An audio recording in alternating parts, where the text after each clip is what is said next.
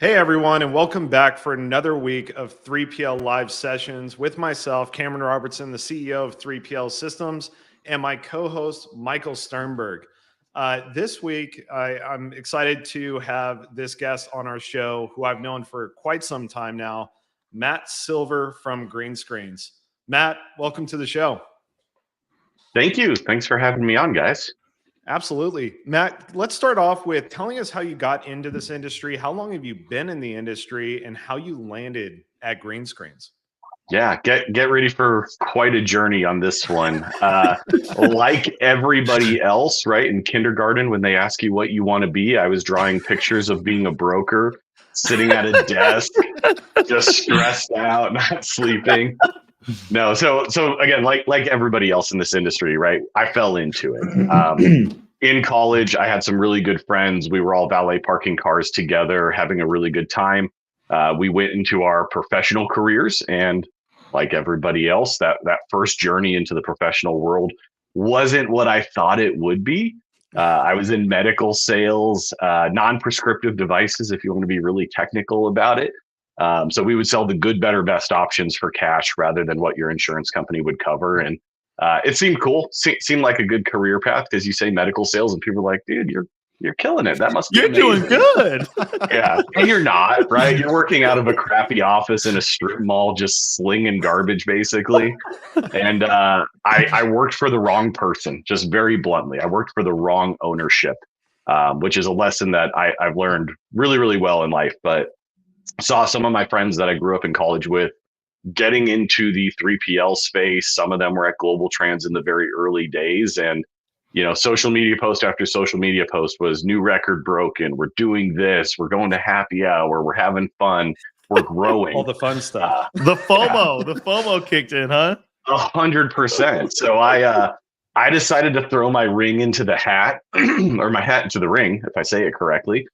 Went for an interview with Andrew and Mike Leto at Global Trans, and Mike saunters into the office. I'm in a suit with a resume, hoping for a great job, and Mike walks in flip flops and board shorts, looks at my resume, is like director of sales, throws it to the guy. He's like, "We don't have management here, so if you want to be a broker, here's what it pays. You start Monday." And I don't know, giving up like.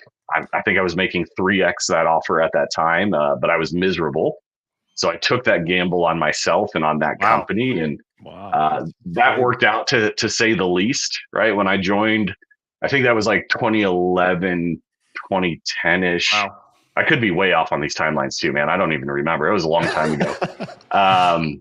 But, we had no training program. We had a terrible TMS that was home built. And, the training program was, this is a phone, that's a load board, let's cover some freight. And I actually just told this story last night, but lost like $4,600 on the first load I ever moved. Ouch. Who paid for partial flatbed. We paid for it, of course. Well, when you say we though, like, did they say like, new rep, you're screwed, that's getting garnished from your commissions, or like the 100%. Yeah. Okay. First off, I don't think I made a commission for 3 months, right? Like, comp program was kind of loose and fast. For a minute there, you were regretting it almost. Well, 100%. I was also confident I was getting fired on the spot, right? Like, you can't be the new guy and cost that much money and come out the other end. But I did somehow. And that turned into, I certainly wasn't our best broker when I was booking loads, but I just had a mentality of outwork everybody, right? Be the first in, the last out, be the person, that always answers their phone, be reliable, be consistent. And that somehow turned into a career in freight. So kind of grew up through that company as we started basically from zero in full truckload. I think I got hired with 11 other people, and we were, I think at that time, the full truckload team, big air quotes around that at Global Trans, was like 22 bodies, right? Wow. So we were figuring out revenue $1 on full truckload at that time. And over the course of, I think, 5 or 6 years with them, I was able to grow both in managing teams and then other equipment types, and learned a lot about the brokerage space. Exited there during one of their equity events in 2017. And I think I had like 350 freight brokers reporting up into me and departments I ran. So learned a lot and swore never going to stay in freight. I'm out of here, and I want nothing to do with private equity or venture capital. So naturally, 3 months later, I started a VC-backed freight brokerage, and we grew that, I'll say, with moderate success. It wasn't a shining star, but it was the right place at the right time for the right group of people, and we got that acquired in a year. And then I spent a couple years, bouncing around the Phoenix area with some other brokers that were, about that $50 million size, right? And that seems to be that magic number of like, everybody's making good money, but we have that desire to get to that next level, and we're unsure what that looks like. And so I made a decent little career for a while there, being the guy who helped structure and organize some brokers around town, get them to that next level, help those owners figure out what are their ambitions of, do we want to be acquired? Do we want to go make acquisition? Do we just want to grow naturally? And then lo and behold, and this will be a common theme you guys will hear in some of my stories, I was drinking at an airport bar with Prasad. You drinking at an airport? We don't believe bar? it, Matt. No way. It sounds like a bunch of BS, but yeah, we had been to dinner. One of my buddies was leading his sales organization at the time, and he got on an earlier flight. And so Prasad and I were sitting at the airport bar, and many hours later, we talked about life and philosophy and what's wrong with this industry and what we could do better. And 6 months later, he somehow convinced me to leave the brokerage space, get into freight tech, and help them grow. And as soon as I joined that company, the pandemic hit, all hell broke loose. And somehow we grew a freight tech company without being on the road, without actually being in front of customers. We made a lot of changes, with the product roadmap and internal structure, things like that.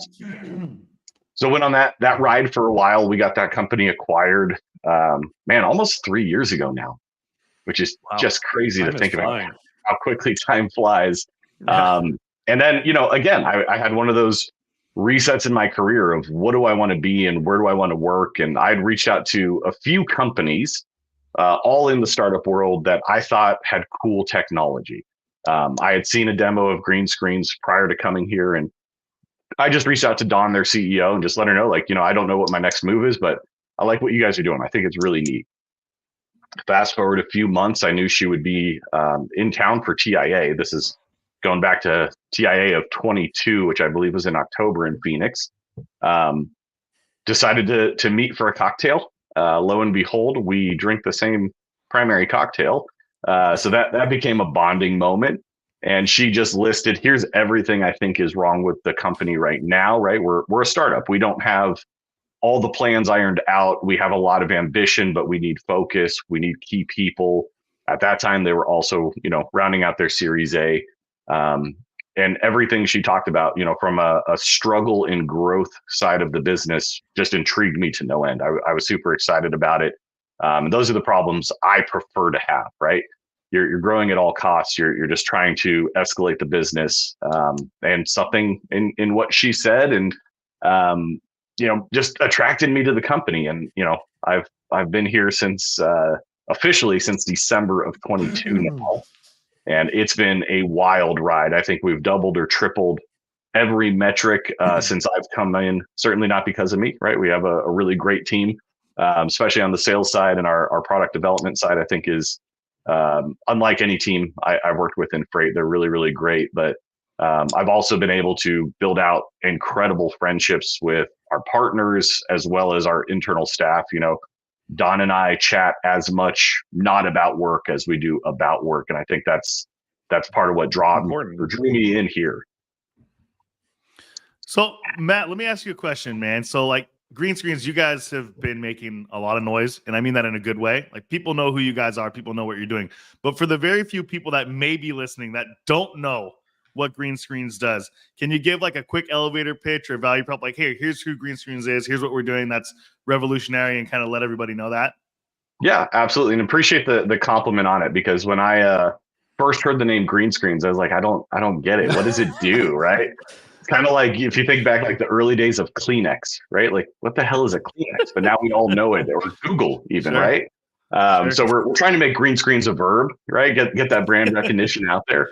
But what we're doing in, very simply, the way I can distill it down is we produce two rates for all of our participants, right? Every broker that is part of our network is also a contributor to our network. And today we've built out a data lake of about $24 billion of full truckload spot market freight. Wow. What that allows us to do is produce a market rate, or what we call network rate. And that is just what is trending region to region, zone to zone, zip to zip, however you want to enter it, right? We're going to be as specific as you enter the data. So we'll give you that.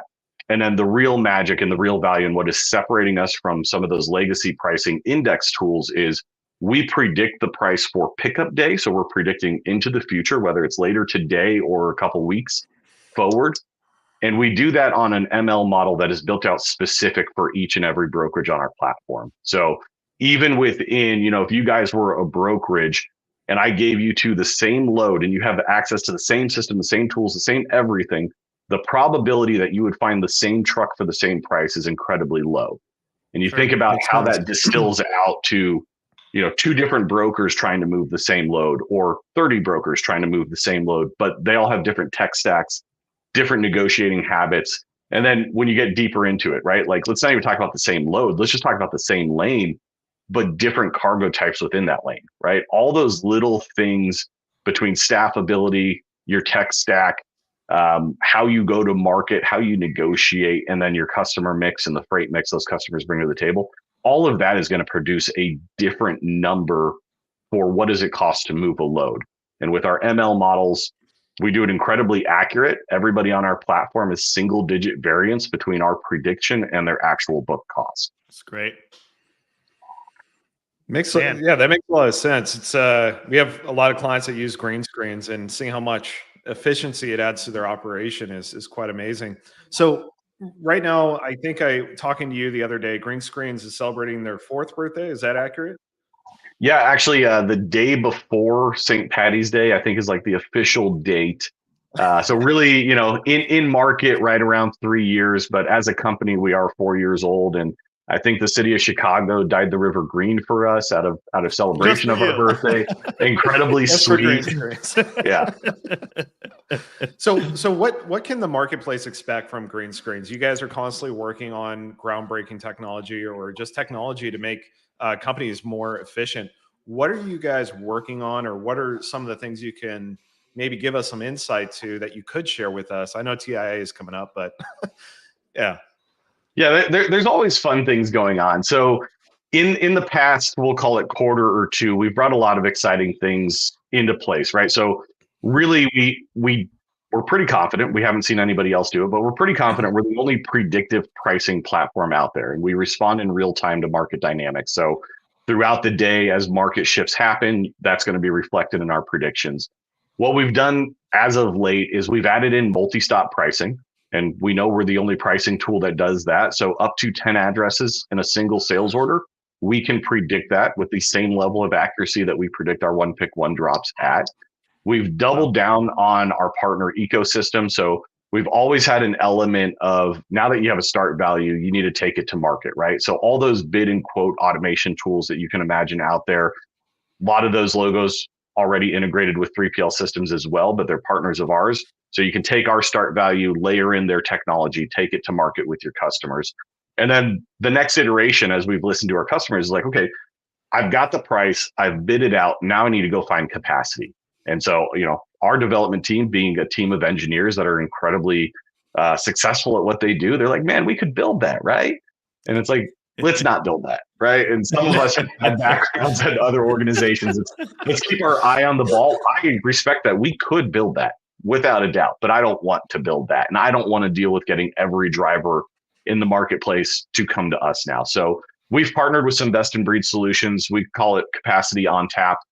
So right inside our UI, you're able to, from your own capacity accounts in other places, see all the top matches based on whatever vendor or vendor mix you're using. So we produce that, no extra mouse clicks, no remembering to log in somewhere, open a new tab, hand enter the lane yet again, right? The idea is to remove all these mouse clicks, use technology for what it does best, which is digging through massive amounts of data to produce fast answers, right? That's the best iteration of, and I know AI has been kind of bastardized lately, but that's the best iteration of using simple AI, right? Compound a bunch of data to a simple answer.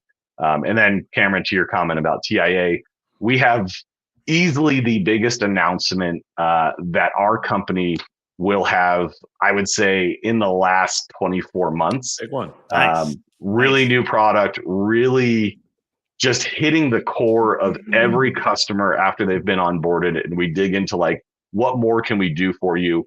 Everybody tells the same tale of like, I have this problem. It would be amazing if you guys could help with it. We went to the development queue with it. We worked it out.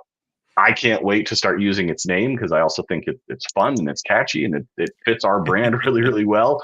But most importantly, the product itself is extremely exciting. And it, again, just goes right to the core of a broker problem and solves. And it gives insight that just doesn't exist in our industry today. Not just not from us, but not from anybody. There's no vendor doing this right now. Love that. Love that. Matt, let's back up real quick to a comment you made about the partner ecosystem that you guys have developed. And obviously, you know, we're part of that. We're big believers in this. We've known you since your Trucker Tools partnerships days. And then before that at the brokers that you're at where you used our system, right? Yep. So, you know, we've got a long relationship with you, but I'm just curious, you having the network you do and knowing everybody kind of in the space, having been around, how do you view partners as like an effective sales channel? Look, you guys have sent leads directly to me. Thank you. I hope your team is listening to this. Your sales guys, some of them sent leads. Thank you guys. We appreciate it. I know we've sent a couple leads your guys' way, and so I know it works. I'm just curious from your perspective, cultivating that and being responsible for partnerships. How do you view that whole ecosystem and building that out? Yeah, this could actually just like flip into a conversation about philosophy, really. Like, you know, the simple version. Yeah, the simple version is you want your partners to be a good sales channel, right? We're all in the business of generating healthy revenue. That's the core. But if you go a little further upstream, and we'll just keep swimming upstream on this, right? You want to know what the customer journey is at your partner. And the way we partner with TMSs like yourselves is we want to understand what is that order workflow, because we're constantly coming up brokers in the industry that are saying like, hey, I would love to use your technology, but I'm on something that isn't integrated. And oh, my bigger problem is that it's a local install on a server, right? It's not cloud-based. It's not dynamic. It's not updating. It's painfully expensive even. So our team is constantly working with our TMS partners to try to funnel those opportunities and leads to the right place. And obviously it benefits if that right place also has us integrated. But beyond that, right, we look at what tools exist there. How can we help in that total cycle? You know, we've talked about some of our bid tools and partners in that level of ecosystem. Again, a lot of them are already your partners. But if you think about some of the other TMSs that are out there or customers that have a lot of unique customization because they're not a straightforward brokerage, right? Maybe they have a warehousing division or an asset arm, or they're also a shipper, or you know, you guys have seen this in your customer mix. There's these complicated stacks, and maybe they're even using multiple systems. With us being a little more agnostic instead of 100% embedded, and it has to only work one way, we can dual path a lot of our partner channels to say, okay, this works great in your TMS, and it also works great as a standalone feature. So if you have outside agents who don't have, you know, TMS access, or you have a sales team that needs to do this from their phone, or whatever it is, however you want to dream it up, we want to aid in the customer journey. We're not here to prescribe to somebody like, you have to use us in your TMS, or you have to use us only in our UI, right? Users are going to tell us how they're going to do it. And with that, we look for partners that have that same mindset. And to your point, Michael, we really work on cultivating relationships that are not just about what are we doing today. You know, I've been a brokerware user myself in the brokerage space. I hope some of the feedback I gave, you know, yielded a better experience for everybody, including the organization. In the system today, some of the stuff you told us years ago, for sure. And it's great. And again, it's not that I know anything. It's that companies like you, they understand what is going on with their customers, and they're trying to solve for that, right? Instead of, hey, I'm going to build something and then I'm going to shove it down the throat of this industry as like, you need to do it this way. Like when I see product announcements like that, tends to be from companies that launch a new product every 6 months, right? They're always chasing the shiny headline announcement. And then they just tell everybody like, well, this works if every shipper, broker, and carrier are on the same platform using my one piece of technology. Then all the woes of this industry are solved. If it was only that I've easy, never right? seen it come to life. Personally, in all my time in freight, I don't think that's a real thing. So we look for people that are open-minded. We've even done partnerships with Truck Stop where, we just made that announcement the other week. And, the first reaction we got from almost everybody was like, wait a minute. So Truck Stop's rates API is in your UI where you guys are selling me rates? And the answer is like, yes, 100%. And it seemed very obvious. And the Truck Stop team, hats off, because they caught it immediately of like, we have mutual customers who are saying they use both of our products for pricing and they want to triangulate a price. Why would we not work together?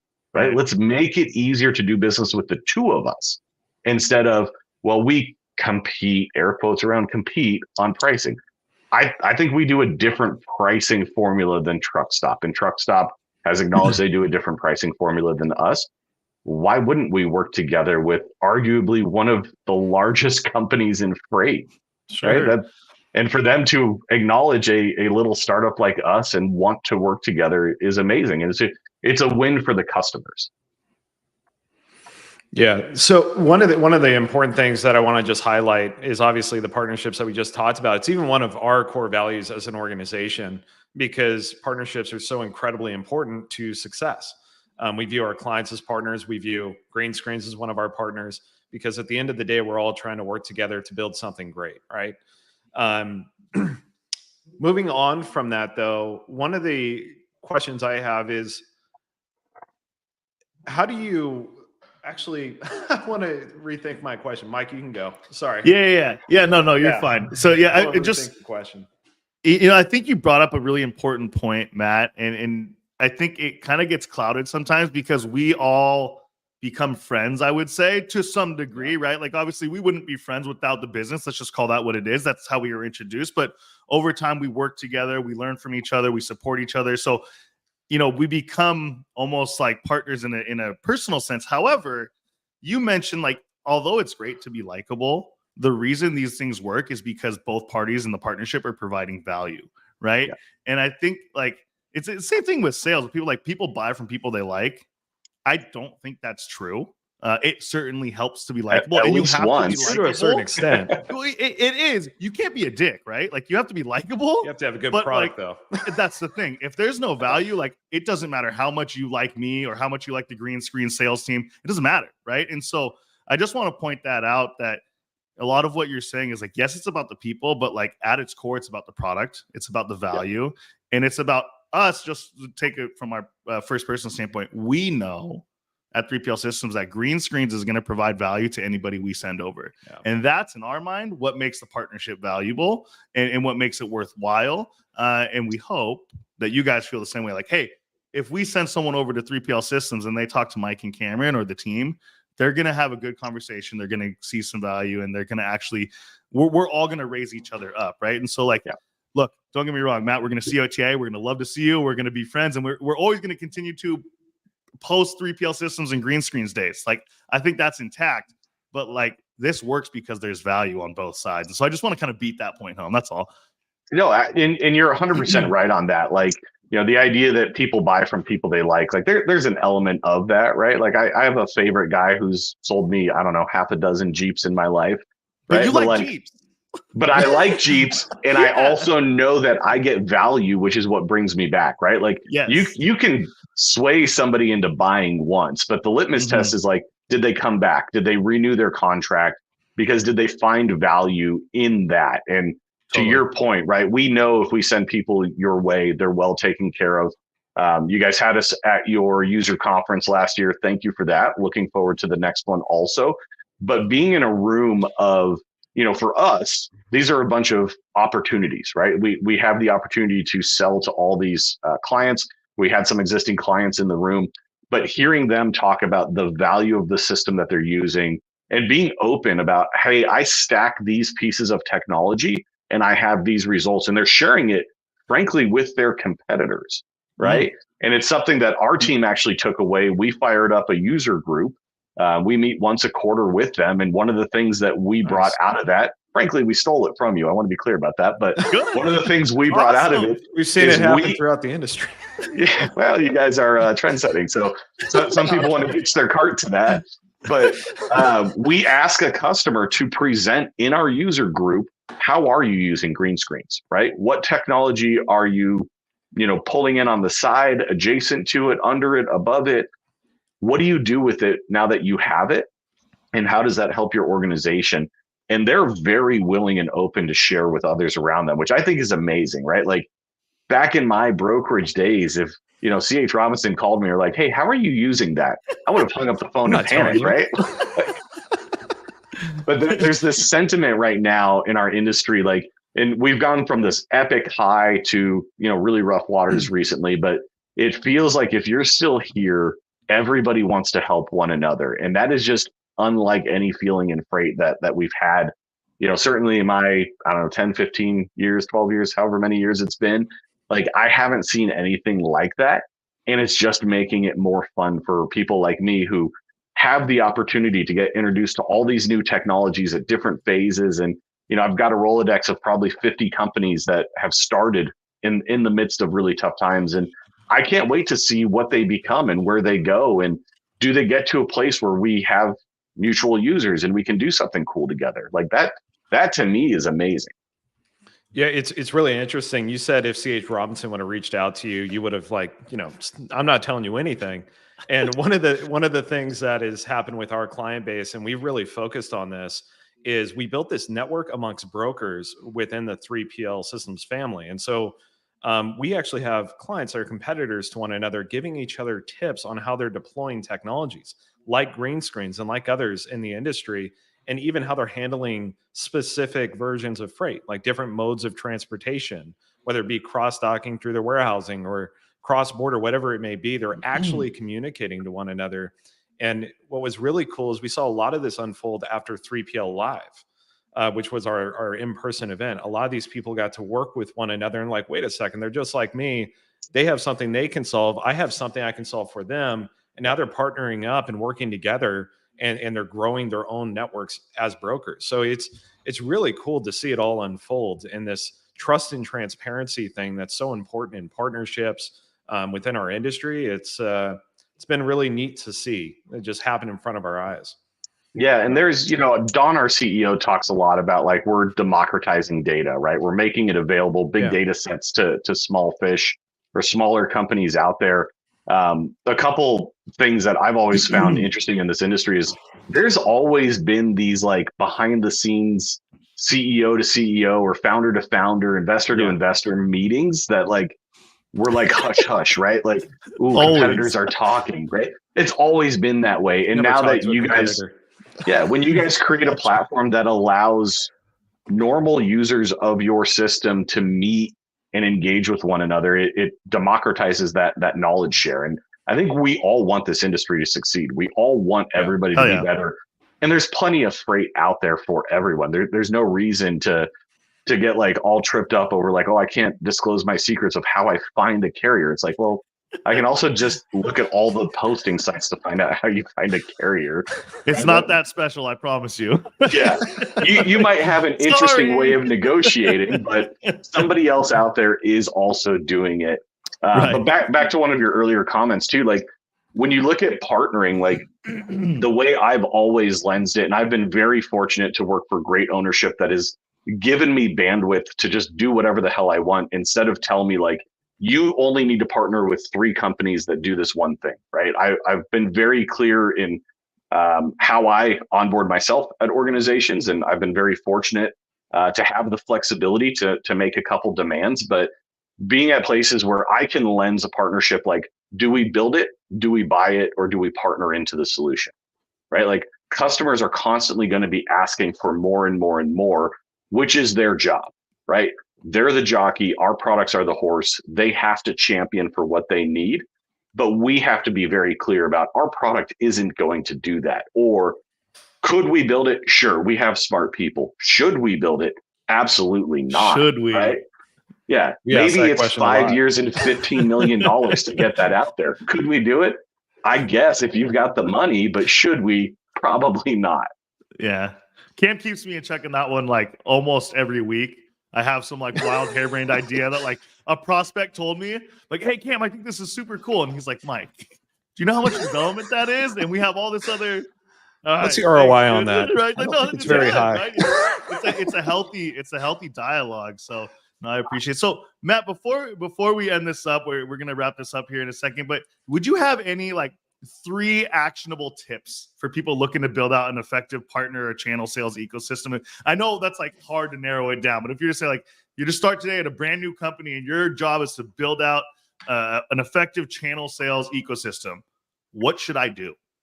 First and foremost, partner with GreenScreens. It always starts right there. It's the most self-serving answer I can give you. So good. I love that. In all reality, like, be inquisitive, be curious. Like, this is kind of like my Ted Lasso speech right now, but like, understand what other people are doing and why. I think that's the miss thing is we assume a company wants to do this for this reason.